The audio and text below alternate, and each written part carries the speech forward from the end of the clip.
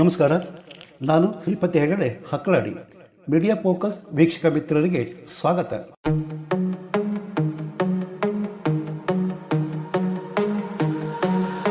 ಪಾಕಿಸ್ತಾನ ಸ್ಥಿತಿ ನೋಡಿದರೆ ಕತ್ತಿಕೊಟ್ಟು ಮೂಗು ಕೊಯ್ಸಿಕೊಂಡ ಕತೆ ನೆನಪಾಗುತ್ತೆ.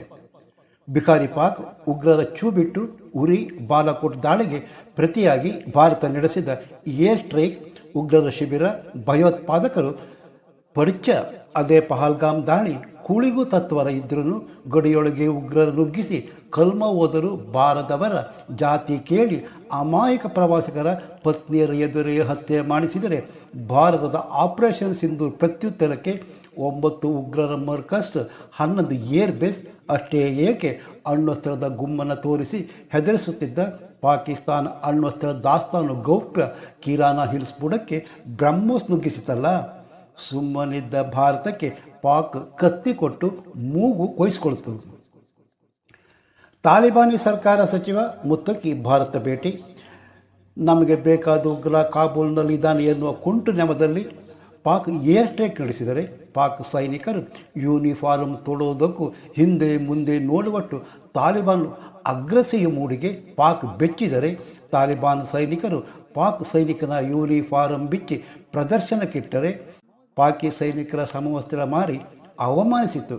ಕಾರಣ ಪಾಕಿನ ಏರ್ ಸ್ಟ್ರೈಕ್ ಅಂದರೆ ಸುಮ್ಮನಿದ್ದವರಿಗೆ ಕತ್ತಿ ಕೊಟ್ಟು ಮೂಗು ಕೊಯ್ಸಿಕೊಂಡ ಹಾಗೆ. ಗೆಳೆಯರೇ, ಇಷ್ಟೆಲ್ಲ ಪೀಠಿಕೆ ಏಕೆ ಅಂತೀರ? ಒಂದು ಸುತ್ತಿನ ಪಾಕ್ ತಾಲಿಬಾನ್ ಯುದ್ಧ ಶಾಂತಿ ಒಪ್ಪಂದ ನಡೆದು ನಾನು ಈ ವಿಡಿಯೋ ಮಾಡುತ್ತಿರುವಾಗಲೇ ಮತ್ತೊಂದು ಸುತ್ತಿನ ಮಾತುಕತೆಗೆ ವೇದಿಕೆ ಸಿದ್ಧ ಆಗ್ತಾ ಇದೆ. ಆದರೆ ತಾಲಿಬಾನ್ ಸರ್ಕಾರ ಪಾಕ್ ಮೇಲೆ ಜಲಬಾಂಬ್ ಹಾಕೋದಕ್ಕೆ ಸಿದ್ಧ ಆಗ್ತಾ ಇದೆ. ಕುನಾರ ಅಫ್ಘಾನಿಸ್ತಾನದ ಹೊಸ ಆಯುಧ, ಮದ್ದುಗುಂಡು ಕ್ಷಿಪಣಿ ಇಲ್ಲದ ಜಲಬಾಂಬ್ ಪ್ರಯೋಗ. ಅದೇನು ಕುನಾರ ನದಿಯ ಸ್ಟೋರಿ ಅಂತ ನೋಡೋದಕ್ಕೆ ಮುನ್ನ ಅಫ್ಘಾನಿಸ್ತಾನ ಬಾಗ್ರಾಮ್ ವಿಮಾನ ನಿಲ್ದಾಣ ಕುರಿತು ಚಿಕ್ಕ ಮಾಹಿತಿ ಕೊಟ್ಟು ನಂತರ ಜಲಬಾಂಬ್ ಕತೆಗೆ ಬಂದುಬಿಡ್ತೇನೆ.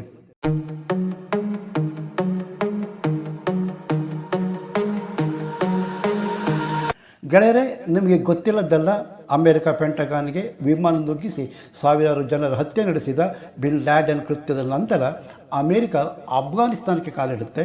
ಹಾಗೆ ಬಂದ ಅಮೆರಿಕ ಬಾಗ್ರಾಮ್ ಏರ್ ಬೇಸ್ ಅಭಿವೃದ್ಧಿಪಡಿಸುತ್ತೆ. ಅಲ್ಲಿ ಆಸ್ಪತ್ರೆ, ಸೈನಿಕರ ತರಬೇತಿ, ವಸತಿ, ರನ್ವೇ ಹೀಗೆ ಅತ್ಯಾಧುನಿಕವಾಗಿ ಅಭಿವೃದ್ಧಿಪಡಿಸಿತ್ತು. ಅಮೆರಿಕ ಅಫ್ಘಾನಿಸ್ತಾನದಿಂದ ಎದ್ದು ಹೋಗುವಾಗ ಸಾಕಷ್ಟು ಶಸ್ತ್ರಾಸ್ತ್ರ, ಮದ್ದುಗುಂಡು, ಕ್ಷಿಪಣಿ, ರೈಫಲ್ ಬಿಟ್ಟು ಹೋಗಿತ್ತು. ನಿಮಗೆ ಗೊತ್ತೇ ಇರೋ ವಿಷಯ. ಹಾಗೆ ಹೋಗುವಾಗ ಬಾಗ್ರಾಮ್ ಏರ್ ಬೇಸ್ ರನ್ವೇ ಇನ್ನಿತರ ಸೌಲಭ್ಯ ಹಾಳು ಮಾಡಿ ಹಾಕಿತ್ತು. ಬಾಗ್ರಾಮ್ ಏರ್ ಬೇಸ್ ನಮಗೆ ಬೇಕು ಅಂತ ಇತ್ತೀಚೆಗೆ ಅಮೆರಿಕ ಅಧ್ಯಕ್ಷ ಸುಳ್ಳಣ್ಣ ಟ್ರಂಪ್ ಹೇಳಿದ್ದರೆ ತಾಲಿಬಾನಿ ಸರ್ಕಾರ ಟ್ರಂಪ್ ಮುಟ್ಟಿ ನೋಡಿಕೊಳ್ಳುವಂತೆ ತಿರುಗೇಟು ಕೊಟ್ಟಿತ್ತು. ಇದು ಹಳೆ ಕತೆ. ಹೊಸ ಕತೆ ಏನಪ್ಪ ಅಂದರೆ ಅದೇ ಬಾಗ್ರಾಮ್ ಏರ್ ಬೇಸ್ ಭಾರತಕ್ಕೆ ಬಾಗ್ರಾಮ್ ವಿಮಾನ ನಿಲ್ದಾಣ ಅಭಿವೃದ್ಧಿ ಮಾಡುವಂತೆ ತಾಲಿಬಾನ್ ಸರ್ಕಾರದ ಮನವಿ ಮೇರೆಗೆ ಭಾರತೀಯ ವಾಯುಪಡೆ ವಿಮಾನ ಬಾಗ್ರಾಮದಲ್ಲಿ ಇಳಿದಿದೆ ಎನ್ನುವುದು ಸೋಷಿಯಲ್ ಮೀಡಿಯಾದಲ್ಲಿ ಹರಿದಾಡುತ್ತಿರುವ ದೊಡ್ಡ ಸುದ್ದಿ ನಿಜವಾಗಲೇ ಅಂತ ಹಾರೈಸೋಣ. ಹಾಗೇನಾದರೂ ಆದರೆ ಭಾರತ, ಪಾಕ್ ಹಾಗೂ ಚೀನಾ ಪಾಕಿಸ್ತಾನದ ಮೇಲೆ ಕಣ್ಣಿಡೋದಕ್ಕೆ ಸಾಧ್ಯ. ಹಾಗೇನಾದರೂ ಆದರೆ ಪಾಕಿಸ್ತಾನ ಭಾರತದ ಚಕ್ರವ್ಯೂಹದಲ್ಲಿ ಬಂದಿ.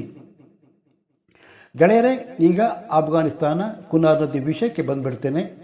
ಪಹಲ್ಗಾಮ್ ಪ್ರವಾಸಿಗರ ಹತ್ಯೆ ನಂತರ ಮೊದಲು ಭಾರತ ಪಾಕಿಸ್ತಾನಕ್ಕೆ ಏಟು ಕೊಟ್ಟಿದ್ದು ನದಿ ಮೂಲಕ.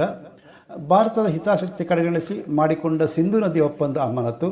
ಆದರೆ ವೋಟ್ ಬ್ಯಾಂಕ್ ರಾಜಕೀಯ ಎಲ್ಲಿ ಸಾಬರಿಗೆ ಬೇಜಾರಾಗುತ್ತೋ ಅಂತ ನಮ್ಮವರೇ ನೀರು ನಿಲ್ಲಿಸಿದರೆ ಏನಾಗುತ್ತೆ, ಹೆಚ್ಚುವರಿ ನೀರು ಏನು ಮಾಡ್ತೀರಾ, ನೀರು ಹಿಡಿದೋಡೋಕೆ ಆಗುತ್ತಾ ಅಂತ ಬಾಯಿ ಬಡ್ಕೊಂಡ್ರು. ಸಿಂಧು ಒಪ್ಪಂದ ರದ್ದು ಮಾಡಿದ ನಂತರ ಏನೆಲ್ಲ ಬೆಳವಣಿಗೆ ನಡೀತಿದೆ ಅನ್ನೋದು ವಿವರಿಸುತ್ತಾ ಹೋದರೆ ಅದು ಹೇಳಿದ್ದ ಹೇಳೋ ಕಿಸ್ಬಾದ್ ದಾಸನಂತೆ.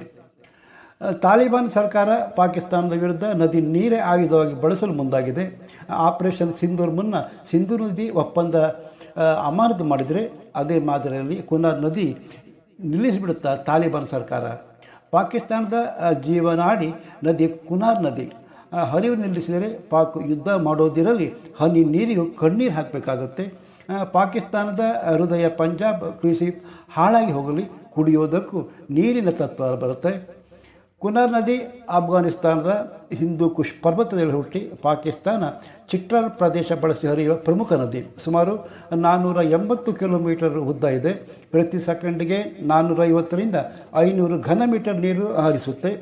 ನದಿ ಚಿಟ್ರಾಲ್ನಿಂದ ಹೊರಟು ಅಫ್ಘಾನಿಸ್ತಾನ ಕುನಾರ್ ಮತ್ತು ನಂಗಹಾರ್ ಪ್ರಾಂತ್ಯಗಳ ಹರಿದು ಜಲಾಲಾಬಾದ್ ಬಳಿ ಕಾಬೂಲ್ ನದಿ ಸೇರುತ್ತೆ. ನಂತರ ಕಾಬೂಲ್ ನದಿ ಪಾಕಿಸ್ತಾನ ಪೇಶಾವರ್ ಹತ್ತಿರ ಸಿಂಧು ನದಿಯನ್ನು ಸೇರಿಕೊಳ್ಳುತ್ತೆ. ಹಾಗೆ ನೋಡಿದರೆ ಕುನಾರ್ ನದಿ ಸಿಂಧು ನದಿಯ ಉಪನದಿ, ಅಂದರೆ ಪಾಕಿಸ್ತಾನ ನೀರಿನ ಜೀವನಾಡಿ ಅಫ್ಘಾನಿಸ್ತಾನ ಕೈಯಲ್ಲಿ. ಯಾಕೆ ಗೊತ್ತಾ?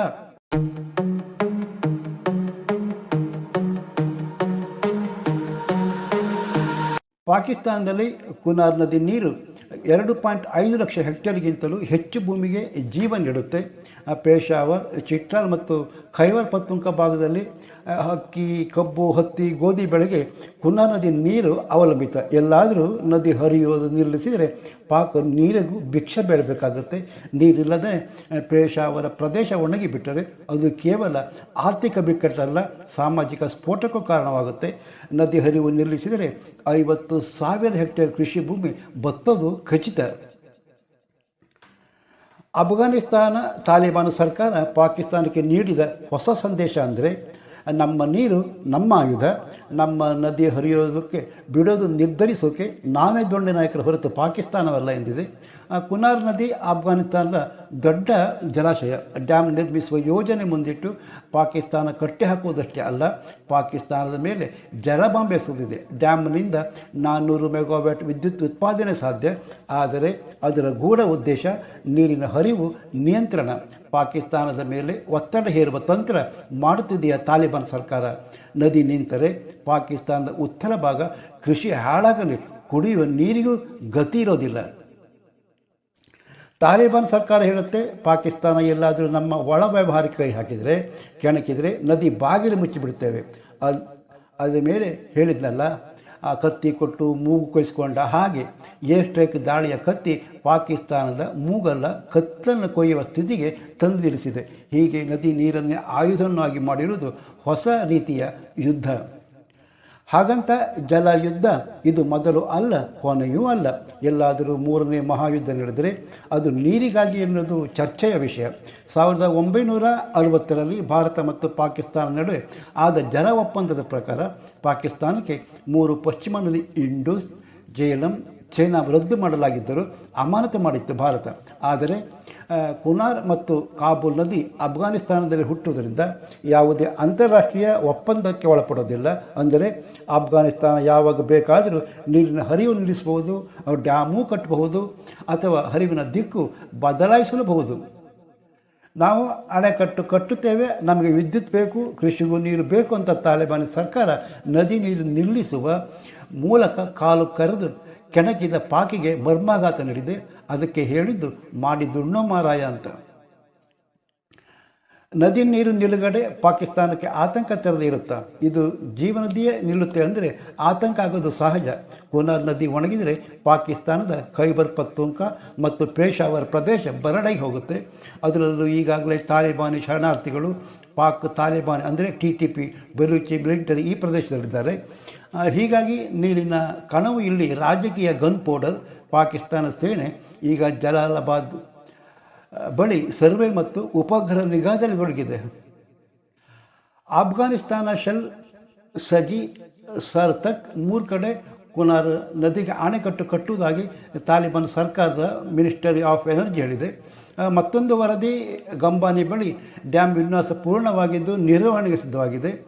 ಕುನಾರ್ ಡ್ಯಾಮ್ ಯೋಜನೆ ಪ್ರಕಾರ ಅದರ ಒಟ್ಟು ಎತ್ತರ 195 ಮೀಟರ್, ವಿದ್ಯುತ್ ಉತ್ಪಾದನೆ ಸಾಮರ್ಥ್ಯ 400 MW, ಜಲಸಂಗ್ರಹ ಸಾಮರ್ಥ್ಯ 1.2 ಬಿಲಿಯನ್ ಕ್ಯೂಬಿಕ್ ಮೀಟರ್. ಇದರಿಂದ ಪಾಕಿಸ್ತಾನದ ನೀರಿನ ಅವಲಂಬಿತ 50%ಕ್ಕೂ ಹೆಚ್ಚು ಕುಸಿಯುತ್ತೆ. ಪಾಕಿಸ್ತಾನ ಈಗ ಅಫ್ಘಾನಿಸ್ತಾನ ಸರ್ಕಾರದ ಯೋಜನೆ ವಿರೋಧಿಸುತ್ತಿದ್ದು, ತಾಲಿಬಾನ್ ನಮ್ಮ ನದಿ ನಮ್ಮ ಹಕ್ಕು, ನೀವ್ಯಾವ ಸೀಮೆ ದೊಣ್ಣೆ ನಾಯಕ ಅಂತಿದೆ. ಒಂದು ವೇಳೆ ತಾಲಿಬಾನ್ ಕುನಾರ್ ಡ್ಯಾಮ್ ಮುಚ್ಚಿದರೆ ಪಾಕಿಸ್ತಾನದ ಪೇಶಾವರ ಪ್ರದೇಶ ಬರಗಾಲ, ಆರ್ಥಿಕ ನಷ್ಟ $1 ಬಿಲಿಯನ್ ಮಟ್ಟದಲ್ಲಿ. ಪಾಕಿಸ್ತಾನದ ಒಳ ಆರ್ಥಿಕ ಸಂಕಷ್ಟ, ಆಹಾರ ಕೊರತೆ ಮತ್ತು ಸಾಮಾಜಿಕ ಅಶಾಂತಿ ಏಳಬಹುದು.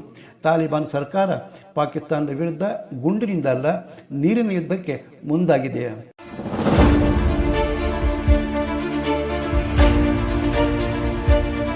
ಕುನಾ ನದಿ ಇಂದಿನ ಭೌಗೋಳಿಕ ರಾಜಕೀಯದಲ್ಲಿ ಹೊಸ ಪ್ರಹಾರ. ಭಾರತ ಪಾಕ್ ನಡುವೆ ಹಿಂದೂ ಒಪ್ಪಂದ ಇದ್ದಂತೆ ಈಗ ಪಾಕಿಸ್ತಾನ ಅಫ್ಘಾನಿಸ್ತಾನ ನಡುವೆ ಜಲಯುದ್ಧ ಶುರು. ತಾಲಿಬಾನ್ ಹೇಳಿದಂತೆ ನದಿ ನಮ್ಮದು, ಪಾಕಿಸ್ತಾನದ ಬದುಕು ನಮ್ಮ ಕೈಯಲ್ಲಿ. ಯುದ್ಧದ ನಾದ ಪ್ರವಾಹದಲ್ಲಿದೆ, ಗುಂಡುಗಳಲ್ಲಿ ಅಲ್ಲ, ನೀರಿನ ಹನಿಗಳಲ್ಲಿದೆ. ಹಾಗೆ ಬಾಗ್ರಾಮ್ ವಿಮಾನ ನಿಲ್ದಾಣ ಸುದ್ದಿ ನಿಜವಾಗಲಿ, ನೀವೇ ನಿಂತೀರಾ? ಅಭಿಪ್ರಾಯ ಕಾಮೆಂಟ್ ಮಾಡಿ. ವಿಡಿಯೋ ಇಷ್ಟವಾದರೆ ಮೀಡಿಯಾ ಫೋಕಸ್ ಚಾನಲ್ ಸಬ್ಸ್ಕ್ರೈಬ್ ಮಾಡಿ, ಲೈಕ್ ಹಾಗೂ ಶೇರ್ ಮಾಡೋದು ಮರಿಬೇಡಿ. ಮತ್ತೊಂದು ಹೊಸ ವಿಷಯದೊಟ್ಟಿಗೆ ನಿಮ್ಮ ಮುಂದೆ ಬರ್ತೇನೆ. ಅಲ್ಲಿ ತನಕ ನಮಸ್ಕಾರ. ಜೈ ಕರ್ನಾಟಕ, ಜೈ ಹಿಂದ್.